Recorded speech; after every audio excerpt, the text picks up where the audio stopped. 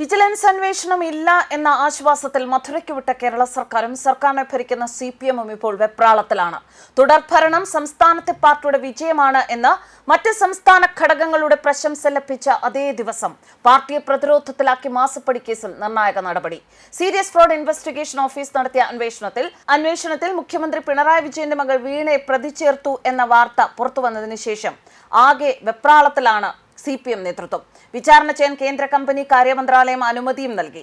മാസപ്പടി കേസിൽ പ്രോസിക്യൂഷൻ അനുമതി ലഭിച്ചതോടെ മുഖ്യമന്ത്രിയുടെ മകളെ അറസ്റ്റ് ചെയ്യുമോ എന്നതാണ് ഇനി ഉത്തരം ലഭിക്കേണ്ട ചോദ്യം.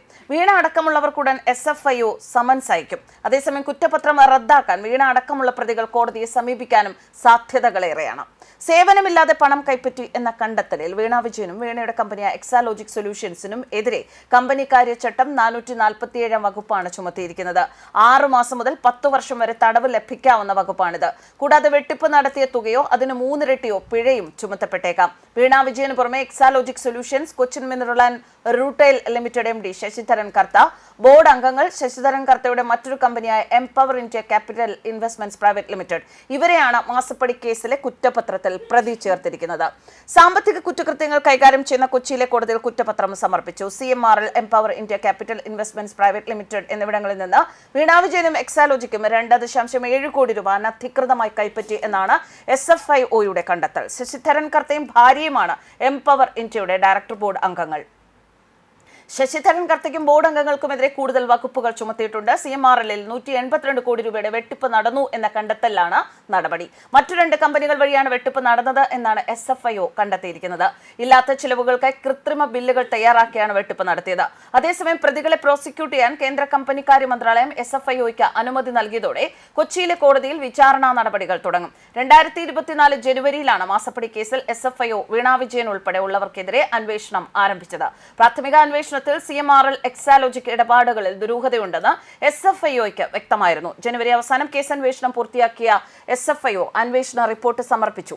പ്രോസിക്യൂഷൻ നടപടികൾക്കായി കേന്ദ്ര കമ്പനിക്കാര്യ മന്ത്രാലയത്തിന്റെ അനുമതി തേടുകയായിരുന്നു. നേരത്തെ ആദായ നികുതി വകുപ്പ്, ഇന്ററിം സെറ്റിൽമെന്റ് ബോർഡും രജിസ്ട്രാർ ഓഫ് കമ്പനീസും മാസപ്പടി ശരിവച്ചിരുന്നു. അതിനിടെ SFIO അന്വേഷണത്തിനെതിരെ CMRL ഡൽഹി ഹൈക്കോടതിയെ സമീപിച്ചിരുന്നു. വാദം കേൾക്കൽ പൂർത്തിയാകും വരെ തുടർ നടപടികൾ സ്റ്റേ ചെയ്യണം എന്ന CMRL ആവശ്യം കോടതി തള്ളിയിരുന്നു. ഹർജി ജൂലൈയിലാണ് കോടതി പരിഗണിക്കുക. കോടതിയിൽ വിചാരണ നടപടികൾക്ക് കാത്തിരിക്കുമ്പോൾ വേണമെങ്കിൽ പ്രതികളെ അറസ്റ്റ് ചെയ്യാം. എന്നാൽ രാഷ്ട്രീയ പ്രാധാന്യമുള്ള കേസിൽ SFIO അതിന് മുതിരുമോ എന്നുള്ളതാണ് നിർണായകം. നേരത്തെ 1.72 കോടി രൂപയായിരുന്നു എക്സാലോജിക് CMRL കേസിലെ ഇടപാട് തുക എങ്കിൽ SFIO അന്വേഷണ റിപ്പോർട്ടോടെ ഇനി 2.70 കോടി രൂപയ്ക്ക് വീണ ടിയും CMRL-ഉം മറുപടി നൽകണം. CMRL-ന്റെ സഹോദര സ്ഥാപനമാണ് empower India capital investment limited. ഈ സ്ഥാപനത്തിൽ നിന്ന് വായ്പയായാണ് പണം വാങ്ങിയത് എന്നായിരുന്നു വീണയുടെ വാദം. SFIO അന്വേഷണത്തിൽ അതും പൊളിഞ്ഞു. നൽകിയ സേവനത്തിനാണ് പണം കൈപ്പറ്റിയത് എന്ന് ആവർത്തിച്ചിരുന്ന വീണയ്ക്ക് SFIO അന്വേഷണത്തിലും തെളിവൊന്നും ഹാജരാക്കാനായില്ല. CMRL-നെ കാത്തിരിക്കുന്നത് അതിലും വലിയ കുരുക്കാണ്. CMRL-ന്റെ ഡയറക്ടർ ബോർഡ് അംഗങ്ങളും CFO-യും CGM-ഉം അടക്കമുള്ള ഉന്നത ഉദ്യോഗസ്ഥരും വിചാരണ നേരിടേണ്ടി വരും. കമ്പനി കാര്യചട്ടം 447 പ്രകാരം കോടതിയിൽ ഇത് തെളിയിക്കാനായാൽ 3 ഇരട്ടി പിഴ വരെ ചുമത്താം. അങ്ങനെ വന്നാൽ പൊതുമേഖലാ സ്ഥാപനമായ CMRL കടുത്ത ബാധ്യതയിലേക്ക് പോകും. ഇല്ലാത്ത ചെലവുകൾ കാട്ടി 182 കോടി രൂപയാണ് CMRL-ൽ നിന്നും പുറത്തേക്ക് ഒഴുകിയത്. ഈ പണം രാഷ്ട്രീയ നേതാക്കൾക്ക് കൈമാറി എന്നായിരുന്നു ഇന്ററിം സെറ്റിൽമെന്റ് ബോർഡ് കണ്ടെത്തിയത്. അവരുടെ കൂടുതൽ പേര് വിവരങ്ങൾ കൂടി പുറത്തു വരുമ്പോൾ കേസിന്റെ വഴികൾ മാറും. News desk കർമാനൂസ്.